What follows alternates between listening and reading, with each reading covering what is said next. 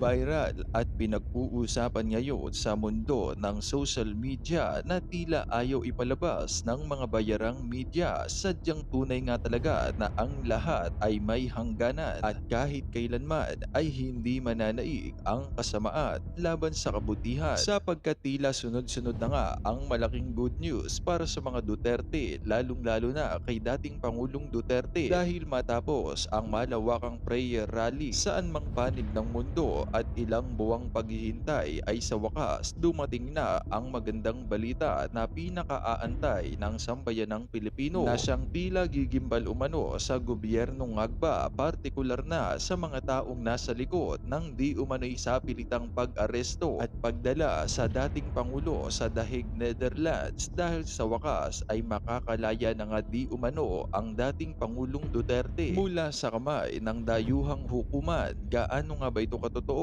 Ating alamin matapos nga ang malawakang prayer rally saan mang panig ng mundo para sa ating Pangulong Duterte ay sa wakas tila nagbunga na nga ang paghihintay ng taong bayan, partikular na ang mga solid DDS supporters dahil narito na nga ang malaking good news para sa dating Pangulong Duterte at ang buong pagpapaliwanag ng isang magaling at solid DDS supporter na si Coach Oli na siyang tila sumampal ng katotohanan at patuloy na nambabatiko sa mga Duterte, lalong-lalo na ang gobyernong Agba at sa mga loyalistang tila bulag pa rin sa katotohanan. Narito, panoorin natin ang buong video. Kumpirmado, PRRD, lalaya na. Naku, may nadinig ako.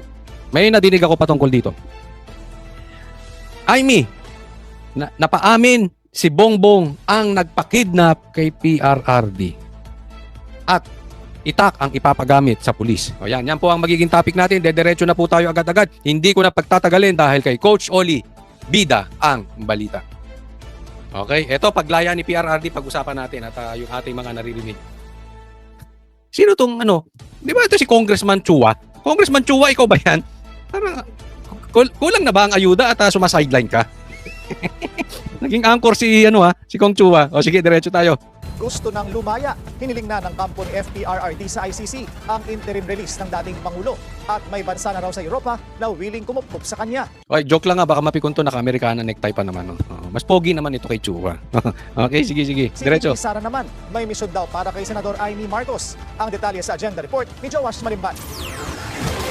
3 buwan na ang lumipas mula nang ilipad si former President Rodrigo Duterte sa The Hague, Netherlands. 3 buwan na rin ang sigaw ng kanyang pamilya at mga taga-suporta. Ang kapatid ni PBBM na si Senador Aimee Marcos, damay na rin sa misyong ibinibigay sa kanya ni VP Sara. Sinasabi ko sa kanya, hindi ako ang magbabalik kay dating Pangulong Duterte sa Pilipinas. Dahil ang kapatid mo ang nagpadala sa kanya sa Hague, ikaw ang magbabalik sa kanya sa Pilipinas. Ang galing din ni VP Sara dito. Ang sabi niya, ikaw ang magbabalik kay Tatay Digong sa Pilipinas. Dahil yung kapatid mo ang nagpadala sa The Hague. Sa madaling salita, yung kapatid niya, according sa mga lawyers ni Tatay Digong, ay kidnap. So, kung susundan natin yung sinasabi ni VP Sara, yung kapatid mo na si BBM ang nagpakidnap kay Tatay Digong. Kasi, extra rendition ang tawag nila dyan. Okay? Legal terms. Pero sa ating mga hindi naman abogado, ang pagkakaintindi natin dyan, kidnap. Ganun lang kasimple yun eh. So, gamitin natin yung word na kidnap dahil yan naman ang ginamit ng abogado niya. Okay? Para sa ating hindi mga abogado. Ito ay mistulang, ang ganda ng pagkadiskarte ni Sara dito. Kasi to si Aimee, sama pa rin ng sama. At yan ang sinasabi ni VP Sara. So, impliedly, kahit indirectly, inaamin ni Aimee na oo, kapatid ko nga ang nagpakidnap. Si BBM nga ang nagpakidnap kay Tatay Digong. Ang galing ng strategy na yon. Kaya lang ito naman. Yung mga Aimenatics naman, tuwang-tuwa, palakpakan sila. Ohoy, kasama, 'di ba? Papansin niyo yung mga Aimee na, kita nyo, kasama ni VP Sara, si Aimee. Kayo mga banateros, hindi talaga kayo mga Duterte. Hindi talaga kayo DDS. Ganyan, minura kami dati, 'di ba? Hindi namin sinunod si VP Sara dahil ayaw namin kay Bongbong. Minumura kami dati. Napatunayan namin kami tama at silang nabudol. Marami na rin jumoin sa amin. Ngayon wala na sila mabudol. Wala. Iba yung panahon ni Marcos. Nakabudol sila. Pero ito talagang original na budol, hindi si Aimee ha. ay hindi si BP Sara, si Amy. Kaya wala na nakikinig. Pero meron pa rin mga Amy natics, especially may mga trolls, pag tingnan nyo dyan, walang mga muka. Yung iba naman, na talagang nabudol. Kaya tuwan-tuwa sila na binabanggit-banggit siya parati ni BP Sara. O, dudugtungan pa natin, marami pa silang kinatutuwa. Yung mga genius dyan, na Amy natics, ay tuwan-tuwa. Kaya dala-dala ko yan siya kahit saan. Para siyang naka-hostage. Bibitawan ko lang yan siya kapag si dating Pangulong Duterte ay nabalik na sa Davao City. Hindi na mababalik. Kung ang inaasahan mo, Amy, ang magbabalik sa tatay mo sa Davao, ay BP Sara, kung ang inaasahan mo, ang magbabalik sa tatay mo sa Davao ay si Amy, hindi niya na ibabalik yun. Bakit? Gusto niya hostage siya eh. Gusto niya anino mo siya. Gusto niya sama ng sama. So sabi mo, hindi mo siya bibitawan hanggat bumalik sa Davao ang tatay mo. May balik niya. Hindi niya ibabalik yan para lagi mo siyang kasama. But wala na. Let's be honest. Amy will not win apart from you. Wala ang suporta ng Duterte dyan.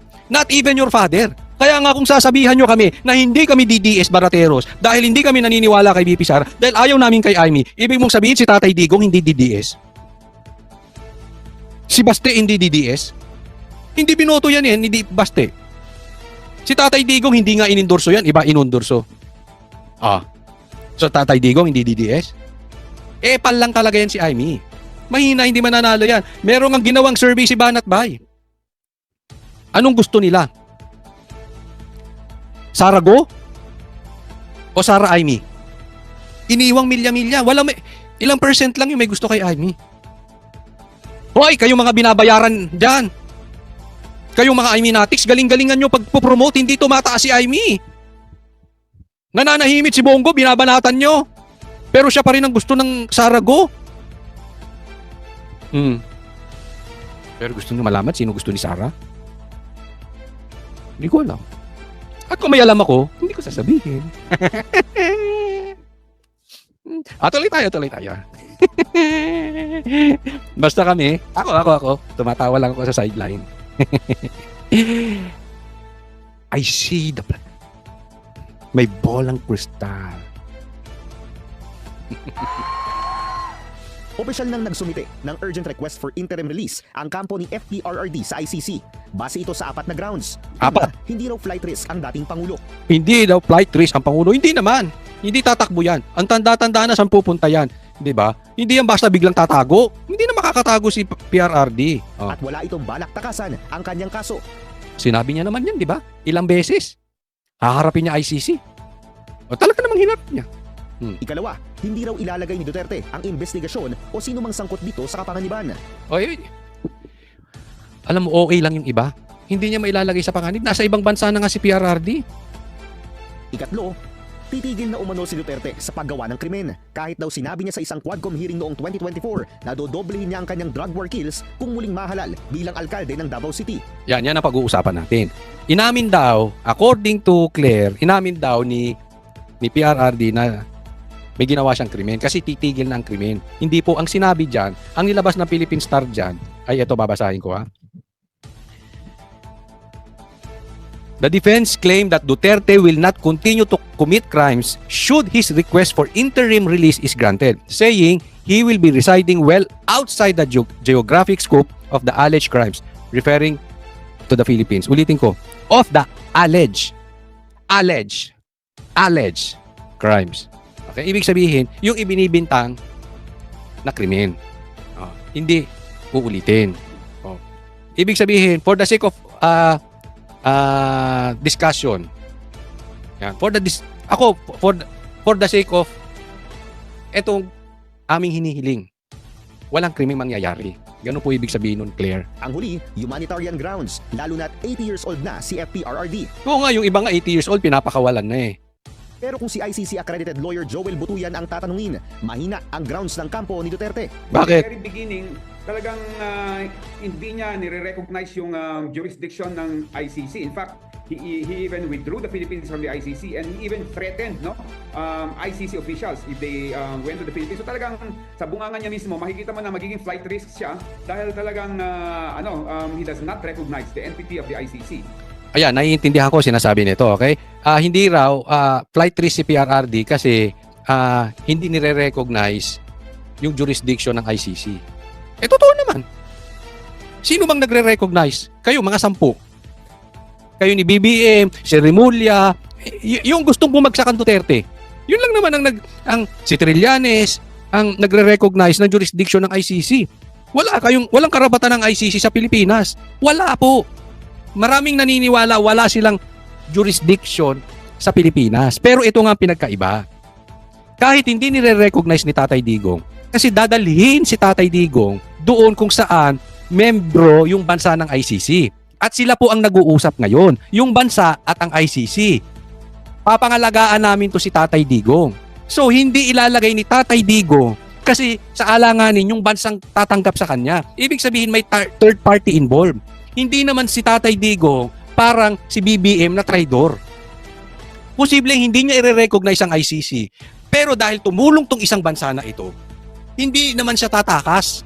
Dahil mapapahiya yung bansa. Sa mga gentleman, sa mga true leaders, importante yung samahan. They will die for that. Hindi po tratraidorin yan. Maniwala kayo. Alam nyo sa katunayan, medyo delay pa nga ito. May i-admit ako sa inyo.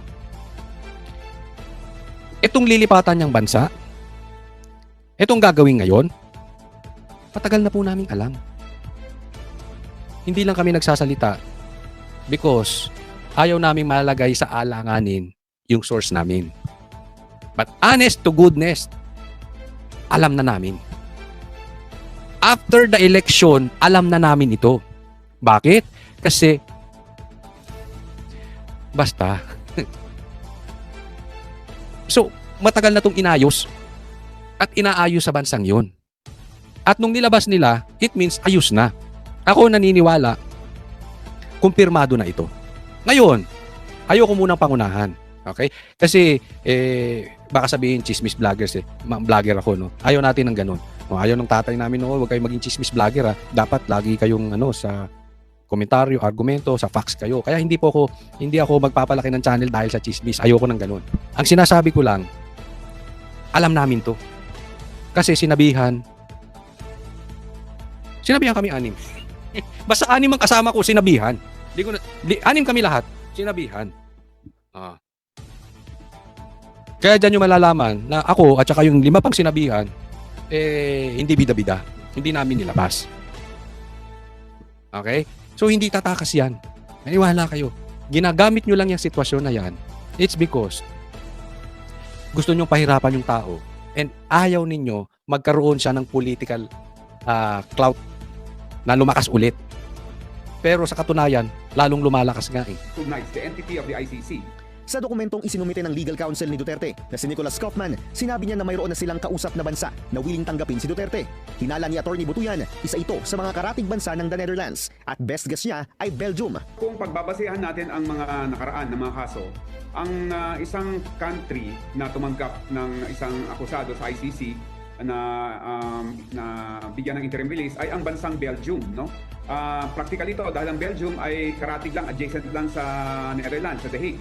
Para sa mga kaalyado ng dating Pangulo, magandang hakbang ang request for interim release, lalo na't naniniwala sila na iligal ang pag-aresto kay Duterte. Ang mas malakas ay yung walang jurisdiction. Ang mas malakas, yung irregular ang pag-aaresto sa kanya. Hindi Yun. Ang ganda nung sinabi dito ni Atty. Panelo. Hindi lang yung jurisdiction ang problema. Ang pinaka-problema dito, yung manner ng paghuli. So, illegal. And we all know that this is political. Kaya nga mayroong pang issue na ang US sa kanila at itong mga hurado ng ICC ay talagang idinimanda ng US na to si Trump. No? Pag ito ay talagang hindi nila inayos itong ICC, hindi nila inayos itong kaso ni Tatay Digong at sila ay nagpagamit sa politika sa Pilipinas, masisira sila dito. Masisira sila. sinunod ang batas ng Rome Statute, hindi rin sinunod ang batas ng Pilipinas. Pero para sa mga biktima ng madugong drug war ng dating Pangulo, kalbaryo sa paggamit ng hustisya, sakaling pansamantalang palayain si Duterte. Ngayon pa lang, hirap na kaming maghanap na ng mga witnesses. Paano kayo hindi mahihirapan ng maghanap ng mga witnesses? Eh, wala naman talaga. Di ba? Kasi marami sa kanila hanggang ngayon takot dahil napakalakas ng mga Duterte hanggang ngayon, kaya nilang patayin ang impeachment complaint. Nanalo sila sa eleksyong nakalipas. Marami siya, mayor ng Davao, anak niya vice mayor, ang isang anak niya congressman, isang anak niya vice president. Marami siyang kamag-anak at mga supporters na nasa mataas na posisyon. Yan. Kung susundan ko yung argumento nito, ha, may mga anak siya sa mataas na posisyon. Sa eleksyon, nanalo ang marami na kalyado ng Duterte. Sige, malakas pa rin sila. Nagdedelikado etong mga namatayan at saka yung mga witnesses. No? Baka delikado. Kaya nga, una, yung bansa nga, ang kikupkupin siya at nangangako siya na walang mangyayaring ganun. Pangalawa, ang layo niya sa Pilipinas. Don't tell us na ganyang kapangyarihan si Tatay Digong na kaya niyang gumawa ng krimen na nasa ibang bansa siya. Kasi kung ganyan po ang power ni Tatay Digong, the way you claim it, hindi siya mabibitbit ni Torre. Doon pa lang sa Villamor, mahaharangan na yan. Kung walang planong harapin ni Tatay Digong ang ICC, hindi yan uuwi sa Hong Kong. Kami po sa Hong Kong pa lang, alam na namin. Alam na namin. Sunday yung event, Saturday pa lang alam na namin. Kaya nga si Bato di ba? Hindi tumuloy. Alam na namin na ipahuhuli si Tatay Digong. He knows it. We know it. So ibig sabihin, handa si Tatay Digong harapin ito. Gawin lang sa tamang paraan. No? Kasi kung yan ang issue nyo dyan, bakit pilit nyong pinauuwi si Roque? Kung sa tingin nyo walang hustisya sa Pilipinas at delikado si Tatay Digong, kaalyado ni Tatay Digong si Roque. Bakit hindi nyo pakuha sa ICC si Roque at ipa-ICC nyo? Bakit gusto nyo umuwi sa Pilipinas? Si Tebes, na nasa labas ng bansa, pinauwi nyo sa Pilipinas. Ang gulo-gulo nyo eh. Yung mga nasa labas, pilit nyong pinauuwi. Yung nasa loob, pinaalis nyo ng Pilipinas. Bakit? Politika lang. Kasi wala na sa politika si Tebes, wala na si Roque. So hindi na siya issue. Pauwiin yan dito. Si Tatay Digong mayor pa. Diyan ka. Ayan ang issue totoo niyan. Hindi yung biktima. Huwag nyong gahasain yung mga biktima. Kasi para sa akin, kung biktima kayo ng biktima, okay yan. Sige. Pero huwag niyong gamitin to the point na si Tatay Digong aalisan nyo ng karapatan. Kasi meron din siyang legal rights. Karapatan niyang humingi. Gaya ng hinihingi niya na alis siya dyan. Makapag-bail. Diba? Ano, kayo lang may karapatan? Si Tatay Digong walang karapatan. An accused is considered innocent until proven guilty. Lahat po ng abogado. Attorney Nery, alam yan. So, gawin nyo yung gusto nyong gawin. Gagawin ni Tatay Digong yung gusto niyang, kaya niyang gawin na nasa batas. Sa gobyerno. Pending pa rin ang kasong Crimes Against Humanity ni Duterte sa ICC at nakaschedule ang kanyang pre-trial sa September. Sa gitna ng request for interim release, panawagan ng mga biktima kay Duterte, huwag tumakbo at harapin ang kanyang kaso. Para sa agenda. Hindi nga tumatakbo. Ano ba kayo? Ano ba pinagsasabi niyo? Tumatakbo ba si PRRD? Alam mo kung gusto nitong tumakbo? Hindi na siya umuwi. Doon lang siya sa Hong Kong. Or umalis siya. Hindi lang po kami ang nakakaalam na huhulihin si PRRD. Marami pong nakakaalam. Doon nga sa speech niya sinabi niya na may nag-aabang sa kanya sa ICC sa Pilipinas. Sinabi niya yun. Bakit umuwi? Despite nahuhulihin siya. Haharapin niya. Kaya huwag kayong paulit-ulit, ha?